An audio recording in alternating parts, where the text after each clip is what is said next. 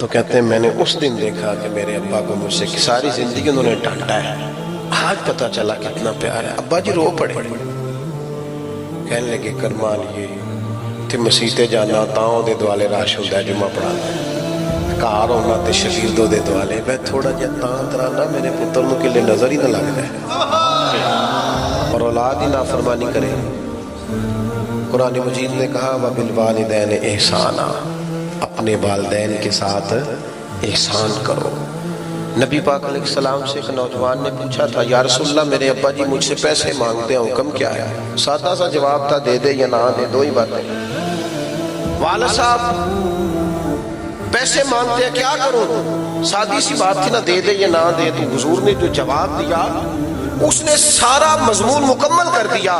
بابو فرمانے لگے تو بھی اپنے باپ کا ہے، تیرے پیسے بھی تیرے باپ کے، جب ہیں ہی اسی کے تو یہ تو نے کیا کہا دوں یا نہ دوں، ہیں ہی اسی کے، ہر چیز ہی اسی کی ہے۔ ہمارے ہاں کچھ بچے نا والدین کے پاس اس طرح جاتے ہیں رات کو جس طرح MBBS ڈاکٹر نہیں وارڈ میں جاتا، ابا جی کیا حال ہے، دوائی کھائی تھی، کوئی چیز تو نہیں چاہیے، تو ڈاکٹر ہے، تو یہاں ہیڈ آف دی ڈپارٹمنٹ ہے، پتہ کرنے آیا، وہ ان کے پاس بیٹھ، ان کے پیروں میں بیٹھ، انہیں وقت دے۔ تجھے پتہ ہے نبی پاک علیہ السلام نے فرمایا جنت ماں کے قدموں کے نیچے، حضور نے فرمایا جس کا باپ راضی اس کا اللہ راضی، جس کا باپ ناراض اس کا رب ناراض۔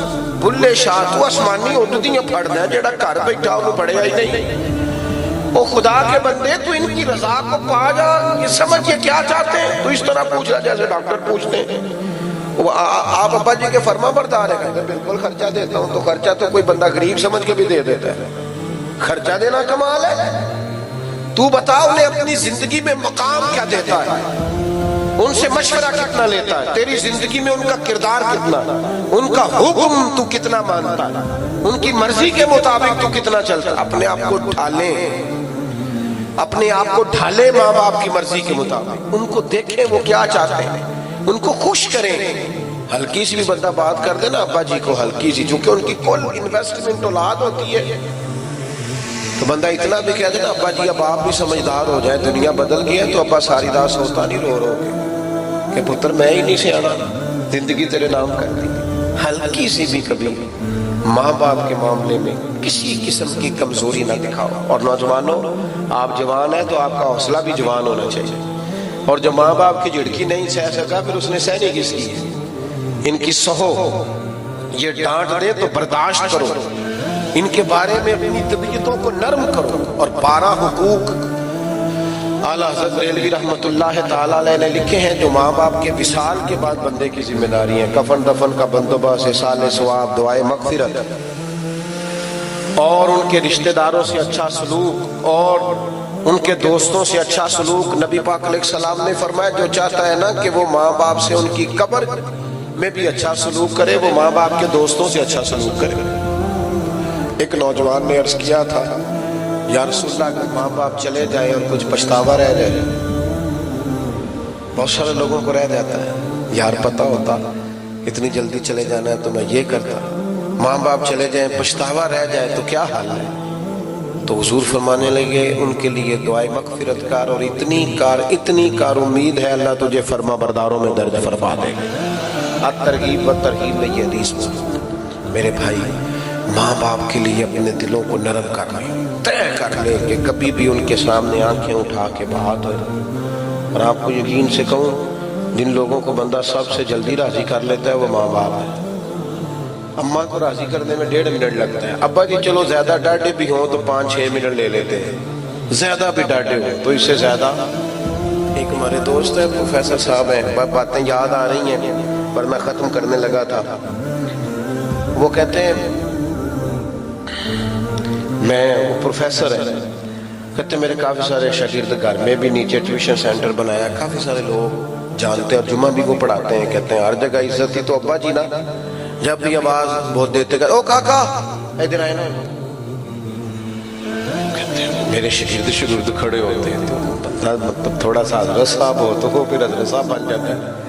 وہ کہتے ہیں مجھے تھوڑا سا نا، ایک دن میں نے بڑے چپکے سے اماں جی سے کہا کہ ابا جی سے کہیں گھر میں اکیلے ہوں تو جوتے بھی مار لیا کریں، پر یہ کیا سب کے بیچ وہ بڑا ڈانٹ کے بلاتے ہیں۔ अब्बा जो होता है ना, इसके लिए जरा इजहार मोहब्बत मुश्किल होता है। बाप होता है ना, अम्मा तो कह लेती है मैं सदके जावा, तो वालद जरा उसका ये जुमला ही नहीं, कैसे कहे, हालांकि प्यार वालद भी बड़ा ही करता है, कोई उसका अंदाजा कर सकता।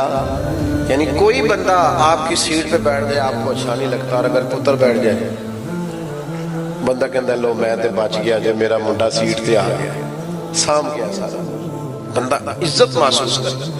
वो कहते हैं मेरे नाम, मैंने अम्मा जी से कहा कि अम्मा जी आप अब्बा जी से कहे वालिद साहब जरा डाढ़ी तबीयत के थे, सख्त मिजाज थे, तो अम्मा भी जरा सहम की बात करती थी, कहने लगी आज जरूर करूंगी, तो मैं कमरे में पीछे छुप गया, अम्मा जरूर बात करना। अब्बा जी आए तो वालदा कहने लगी साडा मुंडा जे ते नाफरमान है ते तां दसो, जे कोई गल नहीं मनदा ते तां दसो, तुसीं इन्ने जी खलोते होंदे ने ते तरां लग पे, इधर आए ना आए। तो कहते हैं मैंने उस दिन देखा कि मेरे अब्बा को मुझसे की सारी जिंदगी उन्होंने डांटा है, आज पता चला कितना प्यार है। अब्बा जी रो पड़े, कहने लगे करमा लिए ते मसीते जाना तां दे दुआले राश होंदा है, जुम्मा पढ़ांदा है, कार होना ते शरीर दो दे दुआले, मैं थोड़ा जिहा तां तराना मेरे पुत्र नूं किले नजर ही ना लग जाए, किधरे नूं नजर ना लग जाए। तो मैं कहना इनू कोई होए आखण वाला भी दे विच होना चाहिए ना, किधरे मेरा बच्चा तेनू पता नहीं चमक। कहते मैं इतना तड़पा कि मैं आके अम्मा के पैरों से लिपट गया। मैंने कहा अब्बा जी कमाल हो गई, इतना प्यार। फरमान लगे तेनू पता नहीं हो जो जुम्मा पढ़ा रहा होंदा है तो मैं पढ़ पढ़ के उन्हें फूक रहा हूँ, मेरे बेटे नू किधर नजर ना लग जाए। तो मेरे भाई आप अंदाजा नहीं कर सकते ये लोग कितना चाहते हैं, इसलिए मैं बड़ी दुनिया घूमता हूँ, लेकिन जब तक अम्मा जी थी ना तब तक माहौल और था। छोटे भाई को मैं टेलीफोन करता, मैं कहता मैं फोन करांगा तो बुआ खोल छड़ी, उन्होंने पता ना लगे। शुगर के मरीज की आंख गुजरते ही तो आंख खोल लेती, आ गए हो बेटा जल्दी आ जाया करो। ये जो वालिदैन होते हैं ना, इनका जो प्यार है वो दुनिया में किसी और जगह पाया नहीं जाता। अपनी तबीयतों में मोहब्बत के जज्बात को पैदा करें और उनको फ़रोग दें। एक हदीस पाक अर्ज़ करके दुआ करते हैं, नबी पाक अलैहिस्सलाम ने बड़ी कम ख्वाहिशात का इजहार किया है, अल्लाह के फजल पर हमेशा महबूब ने शुक्रगुजारी की। लेकिन एक दिन फतेह मक्का के बाद सरकार नमाज पढ़ाने आए तो बहुत बड़ी जमात से आबा की उठ के खड़ी हो गई इस्तकबाल को। हुजूर की आंखों में आंसू आ गए, या रसूल अल्लाह सल्लल्लाहु अलैहि वसल्लम क्या हुआ? पता है हुजूर ने क्या फरमाया? करीम फरमाने लगे काश आज मेरी अम्मा मौजूद होती, मेरी वालदा मौजूद होती, मैं तुम्हें नमाज पढ़ाने आता, सूरह फातिहा पढ़ चुका होता, और मेरी माँ आवाज़ दे के कहती बेटा